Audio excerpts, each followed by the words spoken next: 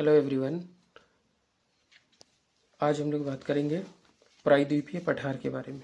ठीक है, next topic यही ज्योग्राफी क्लास 9 चैप्टर 2। इसका नेक्स्ट टॉपिक कौन सा है? प्रायद्वीपीय पठार। प्रायद्वीपीय पठार, ठीक है। अब ये पठार क्या होता है? पठार जो होता है मेज की तरह उठा हुआ एक क्षेत्र और उसका शीर्ष सपाट होता है। समझ लियो टेबल के जैसा। अभी टेबल के जैसा क्या, देखिए यहाँ पे एक छोटा फोटो दिया है, कितना समझ आएगा। मतलब एक ज़मीन होता है जो जनरली जमीन समतल ज़मीन से उठा हुआ होता है और उठा हुआ है और उसका शीर्ष भी समतल होता है। ये नहीं कि उठा हुआ है तो आगे पहाड़ जैसा दिखेगा, ऐसा बात नहीं है। पहाड़ जैसा आपको नहीं दिखेगा। ये जो चीज़ है वो आपको बिल्कुल सपाट दिखेगा। इसी को क्या बोला जाता है? पठार। ठीक, इसका डिफिनेशन दिया हुआ है। प्रायद्वीपीय पठार एक मेज की आकृति वाला स्थल है जो पुराने क्रिस्टलीय आग्नेय और रूपांतरित शैलों से बना है। याद कीजिए, ये सब आपको बताए थे, ये सारे चट्टान है। जब दुनिया बना था तो ये सब सारे चट्टान आए थे, इस तरह का चीज़ है।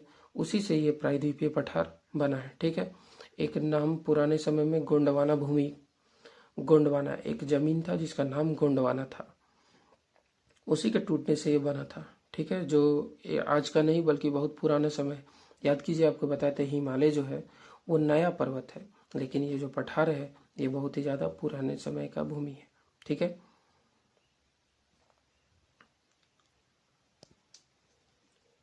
इस पठार को जो है वो दो मुख्य भाग में बांटा गया है। सबसे पहले तो बताया नहीं कौन सा पठार? प्रायद्वीपीय पठार। प्रायद्वीप एक ऐसा भूमि जो तीन ओर से पानी से घिरा हो। इंग्लिश में उसको पेनिनसुला बोलते हैं।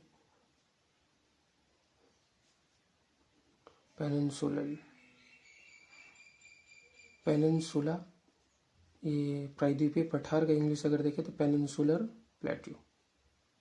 ठीक, पेनिनसुलर प्लेट्यू, प्लेटू पठार। ठीक, वो तो समझ गए। प्रायद्वीप मतलब एक ऐसा भूमि जो तीन ओर से पानी से घिरा हो। देखिए इंडिया का जो साउथ वाला भाग है, इसको प्रायद्वीप क्यों बोला जा रहा है? प्रायद्वीप इसलिए बोला जा रहा है क्योंकि वो तीन तरफ से पानी से घिरा हुआ है। अब ये तीन तरफ से अगर पानी से घिरा है तो इस क्षेत्र को क्या बोलेंगे? प्रायद्वीप। प्रायद्वीप है, आगे लिखा है। इसी प्रायद्वीप में जो दक्कन का पठार है वो लगभग ऐसे ही पाया जाता है, त्रिभुजाकार में। कुछ इधर भी विस्तार है उसका, ठीक है, कुछ इधर भी है, लेकिन जनरली इसका जो आकार दिखेगा वो आपको कैसा दिखेगा? तो लगभग आपको ये त्रिभुज के जैसा नजर आएगा। ठीक है, इस पठार को दो भाग में बांटा गया है। और ये कौन सा? एक है दक्कन का पठार, यानी कि साउथ वाला भाग को बोलते हैं दक्कन का पठार, और एक का नाम दिया गया है मध्य उच्च भूमि। मध्य उच्च भूमि, ठीक है, ये दो भाग में बांटा गया है। ठीक है, नर्मदा नदी आप लोग देखे होंगे। एक और बनाते हैं, ये रहा गुजरात, ये रहा इंडिया, साउथ इंडिया। यहाँ पे ये नर्मदा नदी। अब ये नर्मदा नदी जो है इसके साउथ वाले भाग को बोलेंगे क्या? दक्कन का पठार। इसके उत्तर वाले भाग को बोलेंगे मध्य उच्च भूमि। ठीक, फिर एक विंध्यन श्रृंखला है, ये नर्मदा नदी है। यहीं पे आपको क्या दिखेगा? विंध्यन रेंज दिखेगा।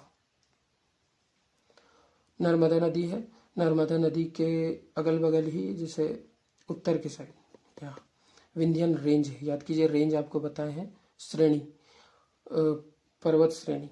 तो ये विंध्यन पहाड़ी है, इसके उत्तर का भाग जो है ये वाला एरिया, ये मध्य उच्च भूमि कहलाता है। ठीक है, फिर यहाँ पे आपको सतपुड़ा रेंज भी नजर आएगा। ठीक, यहाँ पे देखिए, थोड़ा दिखा देते, इधर के बारे में हम लोग पढ़ लिए, अभी ये यहाँ पे पढ़ रहे हैं नर्मदा नदी। ये पूरा देखिए, ये जो थोड़ा ज़्यादा कलरफुल नज़र आ रहा है आपको, ये डार्क में, ये क्षेत्र, ये पठारी क्षेत्र है। और यही पठारी क्षेत्र देखिए त्रिभुजाकार लगता है देखने में, और ये त्रिभुजाकार है। तो ये इस रेंज के नीचे दक्षिण में जो ये दक्कन का एरिया है, ये एरिया दक्कन का पठार देखिए यहाँ लिखा हुआ भी है। और ये उत्तर के साइड है, ये कौन सा है? तो ये मध्य उच्च भूमि है। ठीक, मध्य उच्च भूमि है। चलिए वापस आते हैं। यहाँ पे और भी जानकारी दिया हुआ है। विंध्य श्रृंखला दक्षिण में सतपुड़ा श्रृंखला तथा उत्तर पश्चिम में अरावली से घिरी है। जो विंध्यन रेंज है वो दक्षिण में सतपुड़ा रेंज से और उत्तर में अरावली रेंज से के बीचों बीच में पाया जाता है। ठीक है, आगे दिया हुआ है, थोड़ा बार बार मैप दिखाने लग रहा होगा, आपको डिस्टर्ब हो रहा है, लेकिन मैप देख लेने से और अच्छा पता चलता है। ठीक है, और ये जो पठार है वो धीरे धीरे पश्चिम में आप देख रहे हैं, यहाँ मरुस्थल है, मरुस्थल में विलीन हो जाती है। ठीक, और इस क्षेत्र में बहुत सारी नदियाँ बहती है जिसका नाम आप लोग सुने होंगे शायद, चंबल नदी, सिंधु नदी, बेतवा, केन, ये सारी नदी यहाँ पे है, जो दक्षिण पश्चिम से उत्तर पूर्व की ओर बहता है इस तरह। फिर गंगा नदी में कोई मिल जाएगा, कोई यमुना में मिल जाएगा, इस तरह का सारा चीज अपवाह में आपको पढ़ना है ये सारा चीज। ठीक है, फिर ये जो आपको दक्कन रेंज दिख रहा है ये क्या है, ये तो पठारी क्षेत्र है।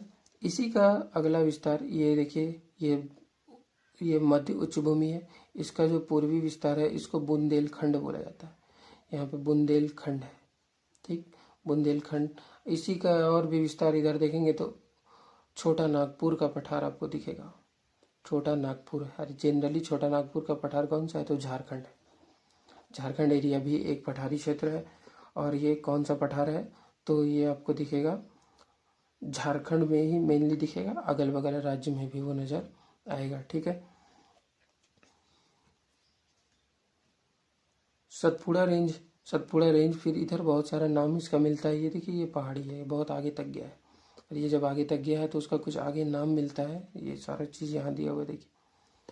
उत्तर के इसके चौड़े आधार पर सतपुड़ा की श्रृंखला है, जबकि महादेव, कैमूर की पहाड़ी सुने होंगे बिहार में, मैकाले श्रृंखला, ये सब इसका पूर्वी विस्तार है। पूरब की तरफ आपको ये सारा चीज दिखेगा। ठीक, बोल रहा है मानचित्र पे पता लगाइए, देखे अभी हम लोग मानचित्र। ठीक, फिर अब यहाँ पर तो हम लोग देख लिए सारा, लेकिन ये उत्तर पूर्वी इंडिया है ऐसे। ठीक, यहाँ पे मैदानी क्षेत्र ये पढ़े थे, फिर यहाँ पे अभी पठारी क्षेत्र देख रहे थे ऐसे। बीच में क्या हुआ, बीच में मैदानी क्षेत्र बन गया और इधर भी पठार है बहुत सारे एरिया में यहाँ पे नीचे। ठीक, इधर तो पर्वत आप लोग पढ़े हैं, तो यहाँ भी पठार वगैरह है, और बीच में गैप बन गया है। गैप, ये गैप क्यों बना है, वही भूगर्भीय विकास में बना था, तो ये गैप बना हुआ है बीच में। बोला जाता है कि इसी पठार का विस्तार है ये, लेकिन बीच में वो मिट्टी वगैरह आने से ये मिट्टी बहुत ज़्यादा भर गया है, इसीलिए वहाँ पे पठार नज़र नहीं आता है। ठीक है, इस पठार का एक भाग उत्तर पूर्वी भाग में भी देखा गया, उत्तर पूर्वी इंडिया इसी को बोला जाता है, जिससे स्थानीय रूप में लोकल रूप में क्या बोलेंगे, मेघालय का पठार, कार्बी आंगलोंग पठार तथा उत्तर कचार पहाड़ी, ये सारा क्षेत्र उस तरफ पाया जाता है। और आप लोग पहले भी पढ़े थे, उस क्षेत्र में कुछ पहाड़ियाँ भी पाई जाती है महत्वपूर्ण श्रृंखला, जैसे गारो, खासी और जयंतिया, पढ़े थे ना, याद होगा। उत्तर पूर्वी क्षेत्र में गारो, खासी, जयंतिया। ठीक,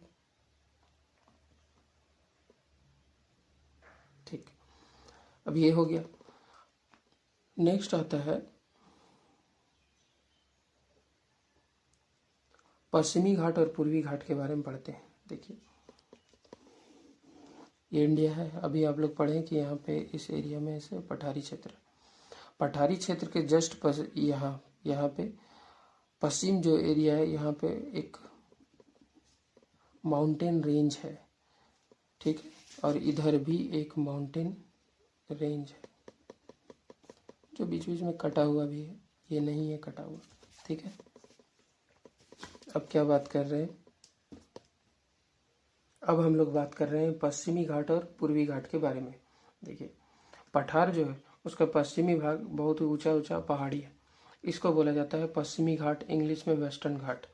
और जो इंडिया के पूर्वी भाग, तट के बगल बगल में ही देखिए ये समंदर है, इधर समंदर का तट ही है, और तट के जस्ट थोड़ा दूर बगल में ही थोड़ा दूर मतलब यहाँ थोड़ा दूर लग रहा है, वहाँ तो कुछ होगा लंबाई। और यहाँ पे आपको दिख रहा है क्या, ये भी पठार है, इसको बोला जाता है पूर्वी घाट।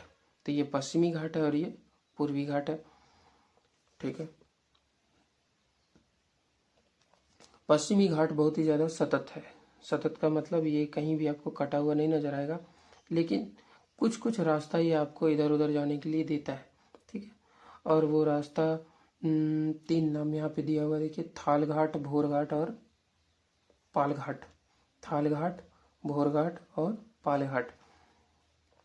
तो ये सब है क्या, दर्रा है ये, दर्रा। दर्रा को इंग्लिश में बोलते हैं पास। ठीक है, एक ऐसा भूमि जो पहाड़ों के बीच से गुजरता हो। देखिए 2 पहाड़ है, बीच से आपको रास्ता मिल गया, तो इसको बोलेंगे दर्रा, पास। ठीक है, तो इंडिया में ये पश्चिमी घाट में आपको 3 पास मिलता है। एक है थाल घाट दर्रा, एक है भोर घाट दर्रा और एक है पाल घाट दर्रा। इन्हीं पहाड़ियों के बीच आपको देखिए, मुंबई से पुणे जाइएगा वहाँ का रास्ता मिलेगा, इधर भी साउथ इंडिया में भी ये रास्ता आपको देता है। ठीक, तो ये है दर्रा। ठीक, दोनों में से ज़्यादा ऊंचा कौन है, तो पश्चिमी घाट आपको ज़्यादा ऊंचा दिखेगा। देखिए लिखा हुआ है, पूर्वी घाट जो है वो 600 मीटर एवरेज हाइट का है, जबकि पश्चिमी घाट जो है वो 900 से 1600 मीटर एवरेज हाइट का है। ठीक, पश्चिमी घाट सतत है, यानी कि ये जनरली कटा हुआ नहीं है, और ये पूर्वी घाट जो है वो सतत नहीं है, ये बीच बीच में कटा हुआ है, नदियों के द्वारा काट दिया गया है। बहुत सारी नदी है, देखेंगे कौन कौन सी नदी है आगे, तो उसके द्वारा इसे काट दिया गया है। ठीक, फिर आता है वही सारी चीज़ें यहाँ दिया हुआ है, रीडिंग लगाना जरूरी है आपको, बार बार हम बोल रहे हैं। पूर्वी घाट का विस्तार सतत नहीं है, ईस्टर्न घाट जो है वो सतत नहीं है, रेगुलर नहीं है। ठीक, ठीक है, लिख रहा है पश्चिमी घाट में पर्वतीय वर्षा होती है। वर्षा, यहाँ पे मानसून का हवा आता है और बहुत ज़्यादा पानी यहाँ पे गिरता है। ठीक, और पश्चिमी घाट को बहुत सारा स्थानीय नाम, लोकल नाम से भी जाना जाता है।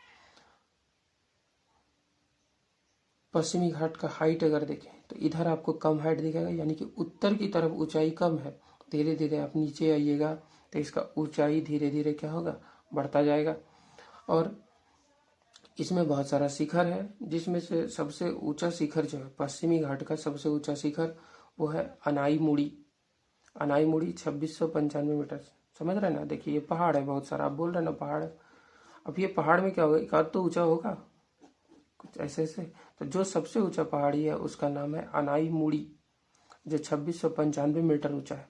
ठीक, और एक और है डोडा बेटा, वो 2633 मीटर ऊंचा है। और पूर्वी घाट में देखेंगे तो पूर्वी घाट में जो सबसे ऊंचा आपको मिलेगा उसका नाम है महेंद्रगिरी, महेंद्रगिरी पर्वत, और ये 1500 मीटर हाइट का है। ठीक है, फिर और भी बहुत सारी छोटी छोटी पहाड़ियाँ हैं, और यहाँ पे आपको बहुत सारा हिल स्टेशन मिल जाएगा। और 2 हिल स्टेशन का नाम दिया हुआ है, एक आप लोग नाम सुने होंगे ऊटी, जो यही नीलगिरी तमिलनाडु में और इसी एरिया में पाया जाता है, बहुत ही अच्छा घूमने का जगह है ऊटी। ठीक है, ऊटी, और एक नाम दिया हुआ ऊटी का एक और नाम है उड़मंगलम। ठीक, और एक और नाम दिया हुआ है कोडई कनाल। ठीक, ये कोडई कनाल, ये सारा ये इसी एरिया में, साउथ इंडिया बहुत ही खूबसूरत है, और ये हिल स्टेशन वहाँ पे पाया जाता है। ठीक है, दक्कन का ट्रैप में आप जाएंगे तो यहाँ पे आपको काली मृदा दिखेगी, ब्लैक सॉइल।